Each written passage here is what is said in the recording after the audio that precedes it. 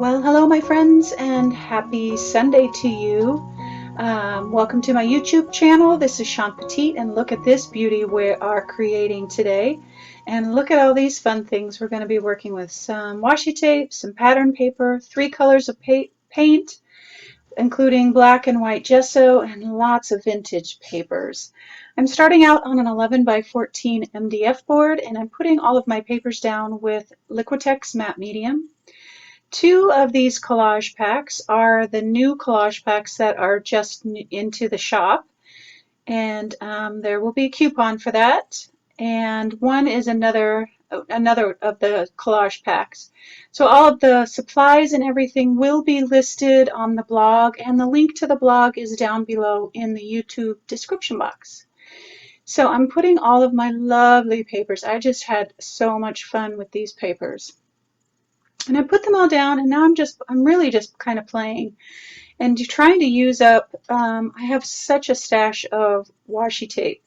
Most of these are Tim Holtz washi tapes, but I'm just kind of creating my vignettes along with the main images that I have down and just placing them around and not trying to think too hard about where I'm placing everything because I don't want something to be so precious that I feel like I have to save it because we have to be willing to let go of the background to create a really great piece. So I'm just going to go with the flow.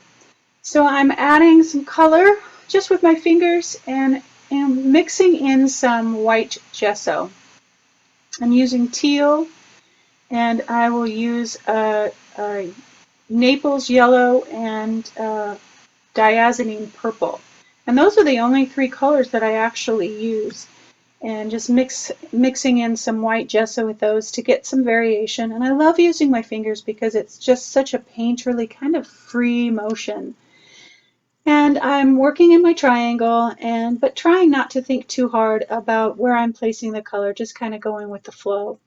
I do have an idea for this piece, and so I kind of know where my focal point is going to be, but I'm not real positive about it. So I'm kind of working around that, but trying not to be too particular about it. Trying not to be too worried about what I cover up, even though I loved everything that I put down. And yes, I'm using some black gesso and my palette knife. You're probably wondering what the heck. But you saw the finished piece and it turned out so beautifully. But I'm just kind of getting my focal point area ready. And I wanted that stark contrast. I wanted it to really pop. I wanted it to be kind of graphic and grungy, and yet contrast with the soft vintage feel of all of the other papers. And I think it worked out really well. I'm softening some of the edges with just some white gesso and just kind of blending things in so it doesn't feel too stark. And I did take a picture with my phone to kind of get an idea of, if I needed different lights or darks, or if it was too dark or too heavy in one area. Using your phone is great for getting an idea of how something looks. So now I'm just using white gesso with, this is Flower Silhouette 6 stencil and Roses and Peonies stencil. And all the stencils I use today will be on sale for the week. But this is one of the new stencils in the shop, and I just love it. Love how the peonies turned out. Just love it. And I'm just kind of varying the shapes for my focal point, trying not to get too many things the same all in one spot. Trying to balance it out so it feels like it's flowing a little bit.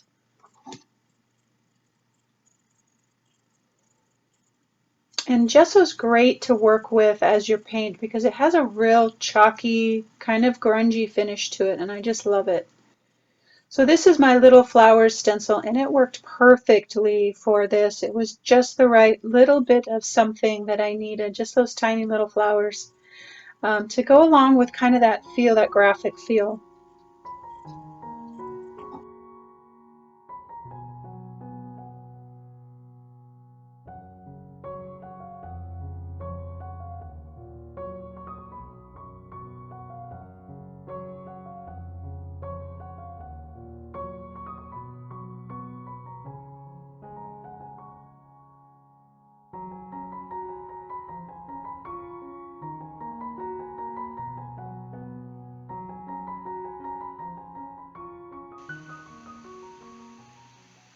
And I'm just now trying to kind of fill in that space, kind of blend it out into the piece. Bring those flowers out into the other colors. Bring some of that white around because I knew that I was going to be putting my quote down, and just that one corner looked kind of empty and bare and very stark. And so I wanted to bring some of that white all the way around to balance out the piece and make it feel cohesive and not really lopsided. Um, and then I'll kind of neutralize a lot of that down with my pattern paper in just a few minutes. But I'm just grabbing some of that black gesso and white gesso and kind of mixing the two to kind of get a little bit of a gray. So now I've got some pattern paper, and this is my Scribble Marks stencil, and I'm just putting my pattern down on the paper with my archival ink and a makeup brush. And I love doing this because I really have a lot of control over exactly how much marks I have. So if I don't like what I have, if I have too much, I can just take up the paper. Otherwise, you end up getting either paint or ink on a piece and it's too much and now you're kind of stuck. So I can take little bits here and there. And pattern paper is really fun because it has that vintage feel. It's got that kind of yellow color that the paint that I had in the piece already has. So it works beautifully with this and just kind of ages everything, allows the bottom layers to show through, and yet gives it some age, and you have so much control over exactly how much color or marks or anything like that that you want. And so if you don't like it, just pull it up.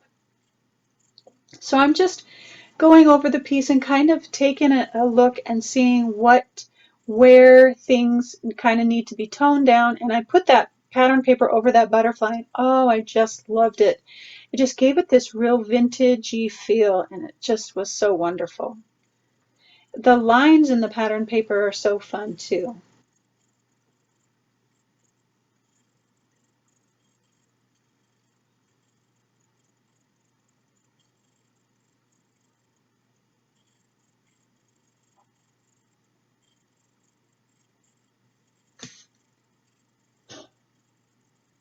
And so now I'm just kind of blending in some of those edges of the pattern paper, again, to make sure that the piece is balanced and that it doesn't feel super lopsided because that area down there is so light. I printed out my words on some tissue paper and I'm putting those down with some Liquitex matte medium.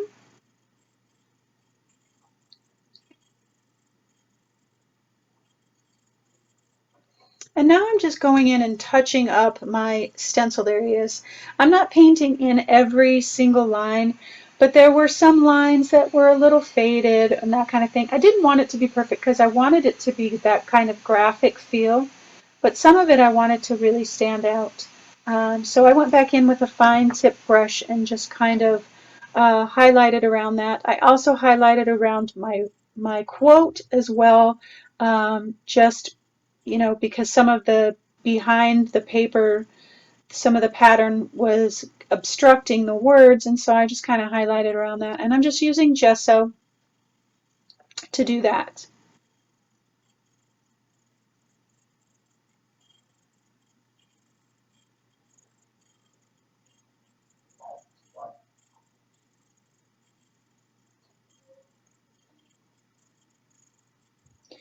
Needed just a tiny pop of color, and so I just did some drips, and we are almost done. I'm going to add a little bit of shading around the edges, and we'll call it good. And this was so much fun, so easy to do.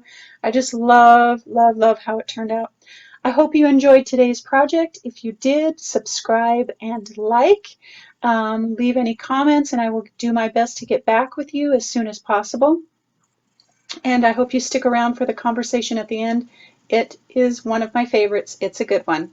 So I hope you have a wonderful Sunday, and I will see you next week.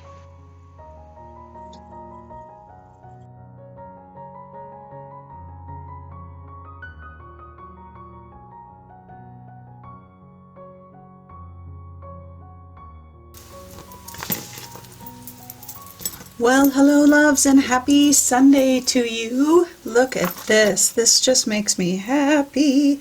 I actually was inspired by something, I don't remember, something I saw on Pinterest or something like that. But I love when we can be inspired by something, by art, and have it be completely different than what we originally saw, because it's our take, our perspective, you know, vintage papers in the background, all those different kinds of things. But I saw the black and the white flowers somewhere, and I just loved that contrast, and I thought it went perfectly with the quote. So just real quick, I used one of the new collage packs and then an older collage pack in this piece, and there'll be a coupon for those this week. And then 4 of the stencils, the new roses and peonies. I just love how they look. And the scribble marks for the background that I did on the tissue paper and on the on the pattern paper. Love, love, love that look. I love because it gives it a real vintagey feel. This is the flower silhouette 5, and then the little flowers stencil was perfect for this. Perfect, perfect. So I just had fun and played. Oh, you know what? I did use 2 collage packs. I used the butterflies, and I used the plant. I think it's the plants. They'll be listed. All the supplies and everything will be listed. But they worked out perfectly in this piece because I knew where I kind of was going, and I knew that I wanted them to kind of be added on to this central kind of focal point. So yeah, those 3 collage packs that I used this week. And yeah, I went over everything in the video. Just something really quick. I am still in the process of searching for the new creative team for 2019-2020, and so if you have thought about it or have wanted to, now is the time to apply. You've got, by the time you see this video, I think a week and a half or 2 weeks till that cutoff is, and then we kind of go through the decision-making process. I've gotten a lot of great applicants, but even if you don't have a YouTube channel or anything like that, or have never been on a design team before, if you have great art, that's really all that matters to me, and that you can do a video. Even if you've not done a lot of videos, if you can show me that you have done a video, that's really all I'm looking for.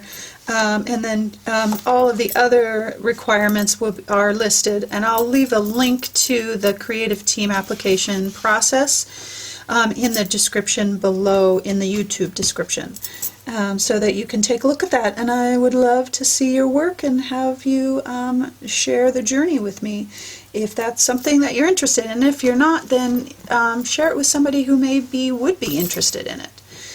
So let's get to the good stuff here. So this says, and I know everybody's heard this before, but it says, what lies behind us and what lies before us are tiny matters compared to what lies within us. I just love, love, love that quote, and I ran across it this week in something that I was reading, and it just really spoke to me, and I feel like it is. I get emails every week about being scared and all different kinds of things about moving forward in whatever. And it's not always in the creative process either. It's just life stuff I get emails about. And I'm so grateful that you share your stories with me. I'm blessed to be able to walk with you and share a journey with you.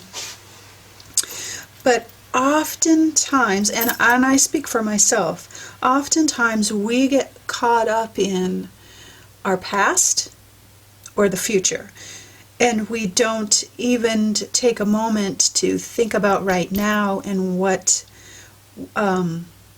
could be. And our fears lie here in the past and in the future. So for me, I often will get stuck in the mistakes that I have made, or the fear of what might come, like if I do this, what will happen. So that past and that future fear really, really has stopped me in my tracks from moving forward in whatever I'm trying to achieve. Whether it's creatively, especially creatively, because we can be creating and really make a blunder, and that keeps us from moving forward because you're thinking in the future, what if I make that same mistake? And every single lesson in creating art applies to life for me. I learn something from every blunder that I have made. In life, in art, in relationships, in parenting, everything. And because I've made those things, it gives me courage to continue to go forward, to continue moving forward, because I've already done it. And so I know what it feels like, and I can make the corrections that I need to make. And do I know what the perceived outcome will be if I try something new or I do something different? I don't. But at this point in my life, because I've worked my way through my fear enough, I know it's going to be okay. And every time we work through what the past was, we get less afraid of what the future is. And that's so, so key to doing anything. And especially creating art. Because a lot of times as creatives, I know for me, in the beginning, I would be creating something and it wasn't going the way that I wanted it to go, and I would just stop. And I wouldn't work through it. I would just be like, oh, that sucks, I'm just going to start over. And that's not how it works. You work through. I now have enough confidence to know that I can bring it around to something that's acceptable. Maybe it's not perfect or exactly the way that I wanted it, and that's often why I show you my blunders and my things that I do that don't go according to plan, because that's part of the process, and that gives me courage to move forward into the future. But then I come back down here to what lies behind us and what lies before us are tiny matters compared to what lies within us. I have everything it takes to move forward, to grow, to get stronger, to tackle whatever it is that you want to do, whether it's creating art, creating a business, creating a relationship, whatever it is. Whatever you're striving for, you have within you the tools. You just need to practice them. And just like the example of making the blunders and working through that, being afraid and being fearful and moving through it anyway, gives us the courage to continue on. It strengthens what's inside of us. It helps us build our courage muscles. And all of that is within you. All of that strength and bravery and adventure and all of those things are within you. I am the most scared person on the planet, I think. I'm a big old scaredy cat all of the time. But I work my way through the fear. In my own weird way, one step at a time, but I do it. I do it anyway. And the more I do it, the stronger I get. So, my loves, I say to you today, let go of the past. Don't be afraid of the future, because you have what it takes to do whatever it is that you want to do.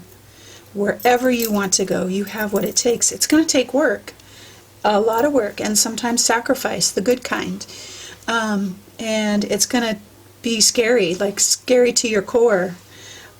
But you have what it takes to do it. You have what it takes to do it. I say that every week to at least 2 to 3 people when I get an email. You have what it takes. You can do it.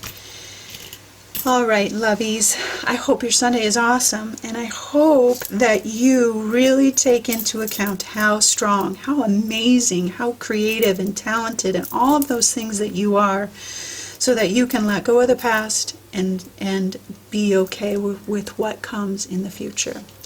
Have a wonderful Sunday, and I hope that you always, always know that you are loved.